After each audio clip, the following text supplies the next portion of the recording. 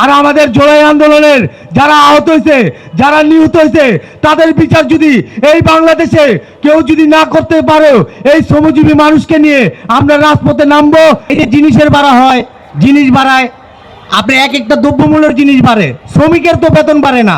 যারা মার্কেট শ্রমিক আছে, যারা গার্মেন্টস শ্রমিক আছে, যারা প্রবাসী শ্রমিক আছে, তাদের বেতন কোনোদিনও বাড়ানো হয় না। এই বাংলাদেশের শ্রমিকের অবদান সবচেয়ে বেশি।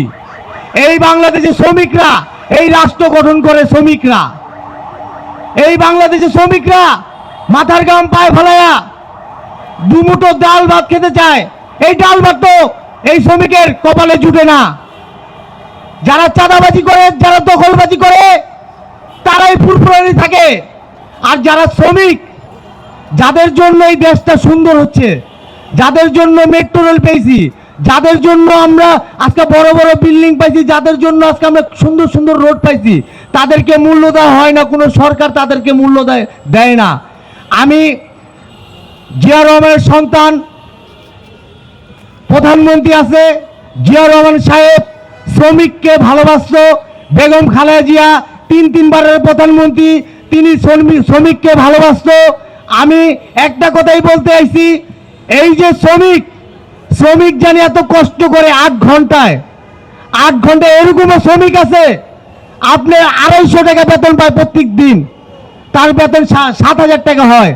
তার বেতন, প্রত্যেকটা শ্রমিকের বেতন সর্বমূল্য 25,000 টাকা করতে হবে। আর জনাব তারেক রহমান সাহেব যেহেতু শ্রমিকের জন্য কথা বলে বেশি, তিনি জনগণের ভোটে নির্বাচিত হয়েছে। আমি চাই তারেক রহমান সাহেব সংসদে জানি শ্রমিকের বিষয়, এই যে বেতন বাড়ানোর জন্য শ্রমিকের বিষয় জানি তারেক রহমান সাহেব এটা জানি সংসদে পাশ করে 25,000 টাকা বেতন হইতে হবে। শ্রমিকের বেতন 25,000 টাকা হইতে হবে। আর আমার আরেকটা কথা, আপনার যে প্রবাসী রেমিটির যোদ্ধারা আছে, যারা জুলাই আন্দোলনে এই রেমিটির যোদ্ধারা তুমুল ভূমিকা পালন করছে, আজকে এই রেমিটির যোদ্ধারা বহুত বিপদ আছে, দালালের ফ্যান্ডে আছে।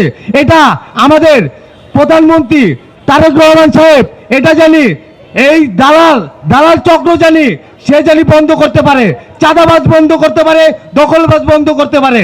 যারা এই আন্দোলনে আমার মারা শরিক হয়েছে, তারা এখন নির্যাতিত হইতাছে। আমরা যদি ভালো কথা বলি, কোনো চাঁদাবাজের কথা ভাল লাগে না। আমরা যদি দেশের জন্য ভালো কথা বলি, চাঁদাবাজরা আমাদেরকে কমেন্টে গালাগালি করে। আরে ভাই, তোমরা কমেন্টে গালাগালি করো না আমাদেরকে হত্যা করো, আমরা ভয় পাই না। আমরা বিপ্লবী। আমরা যেই পর্যন্ত এই বাংলাদেশের শ্রমজীবী মানুষের কণ্ঠস্বর কথা বলবো, যেই পর্যন্ত শ্রমজীবী মানুষের আমরা আদায় না করতে পারবো, এই পর্যন্ত আমাদের কণ্ঠস্বর থামবে না।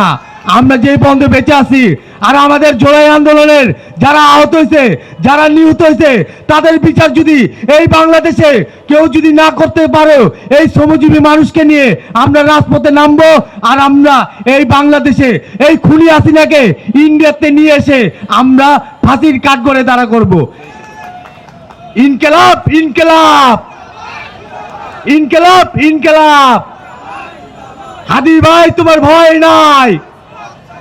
শ্রমিক, তোমার ভয় নাই। রাজপথ ছাড়ি নাই।